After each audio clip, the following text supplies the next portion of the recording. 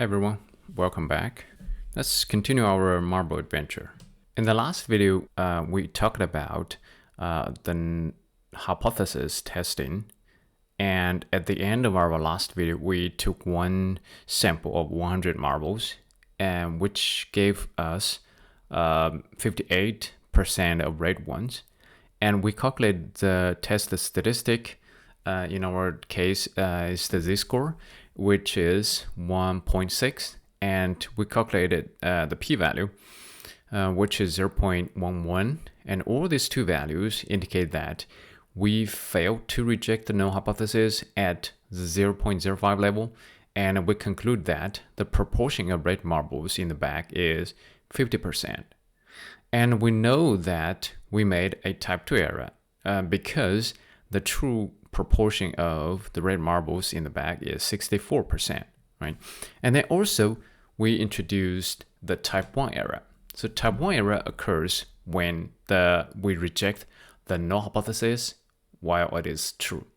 And type 2 error occurs when we fail to reject the null hypothesis when it is false, okay? And in this video, I'm going to dive into these two errors, and we'll calculate the probability of making these two errors, and then we will look at the trade-off between type 1 and type 2 errors. Okay, let's get started. First, let's do some practices about the type 1 and type 2 errors. So the null hypothesis says that the beverage is fine to drink, and the alternative hypothesis says that the beverage is too hot to drink. Okay, so when do we make the type 1 error? So we make the type 1 error when the null hypothesis is true and we reject it. So which means that the beverage is actually fine to drink, but you decide to wait. But by the time you drink it, it's too cold. That's the type 1 error. So when do we make type 2 error? The null hypothesis is false and it will fail to reject it, which means the beverage is too hot to drink. And you decide to drink and you burn your tongue. That's the type 2 error. Okay, so next time when you have a hot beverage or a hot coffee, you can think about it, and then you will never forget what type 1 and type 2 errors are. Another practice, the null hypothesis states that the new drug has no effect on the disease, and the alternative hypothesis states that the new drug has effect on the disease. And the type 1 error would be the results of the experiment wrongly suggest that the drug is effective. Okay, so there is no effect on the disease, but the results of the experiment indicate that there is effect. A type 2 error would be the results shows there's no effect on the disease while the drug is actually effective. And another practice, the null hypothesis states that the patient does not have the condition, and the alternative hypothesis states that the patient has the condition. Okay, so the type 1 error is a healthy patient is diagnosed with the condition, which is also called a false positive. And then the type 2 error is a sick patient is diagnosed as healthy, which is also called false negative. Okay, so again, type 1 error occurs when we reject the null hypothesis while it is true, and type 2 error occurs when we fail to reject the null hypothesis while it is false. Now let's calculate the probabilities of making these two errors. So that's calculated the probability of a type 1 error first. We're actually calculating the probability of rejecting the null hypothesis while it is true, and it's actually equal to alpha, which is our significance level of the test. So why? Because in hypothesis testing, in our case it's two-tailed test, so the area under the curve for the critical region is alpha, right? If a proportion falls within the critical regions, then we will reject it, while we shouldn't because our null hypothesis is true. So the probability of making the type 1 error is alpha. So let's look at the probability of making a type 2 error. So we are actually calculating not rejecting the null hypothesis given a sample proportion. we will use 0.58 in our example. The black curve represents the normal distribution under the assumption that the null hypothesis is true. The blue curve represents the normal distribution under the sample proportion, which is 0.58. So when do we make a type 2 error?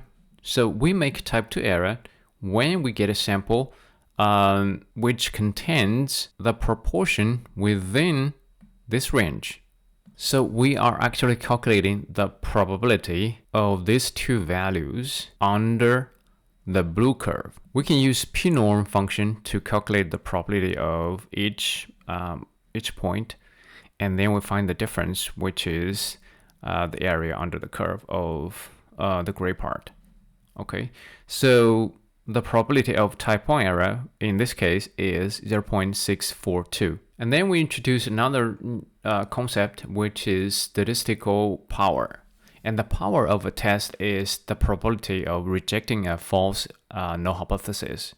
So it is also a probability of obtaining a statistical significant result. So the power is equal to the probability of rejecting null hypothesis under the sample proportion, and is equal to 1 minus the probability of type 2 error. So the power for the sample proportion equals 0.358. We'll take a look at another example. So we assume that the p-hat is equal to 0.69, and we calculate the probability of type 2 error and the power. The probability of type 2 error is 0.023, which is way less than the probability of type 2 error, while the p-hat is equal to 0.58. And our power increased a lot to 0.977. Okay, and from this plot, you can see actually the area under the curve is much smaller than the previous one. So let's look at the relationship between the power and the sample size. As we know that the sample mean follows a normal distribution with a mean of mu and a variance of sigma squared over n, right? So when the sample size equals 100, our standard error is equal to 0.05. But when we increase the sample size from 100 to 400, the standard error decreases to 0.025. So what does that mean? Well, so when we increase the sample size to 400, and then we still assume that we get a sample which contains 58% of red ones, but our standard error decreased from 0.05 to 0.025.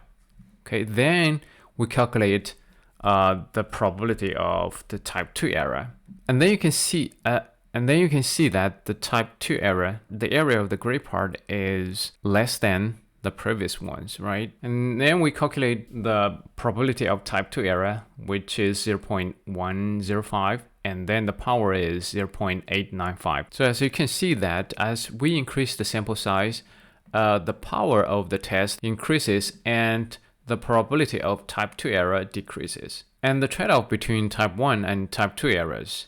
So alpha is set before the experiment, and the typical values for alpha are 0.05 and 0.01, which means that we have 5% and 1% of chance making a type 1 error. Okay, so we use beta to represent the probability of type 2 error.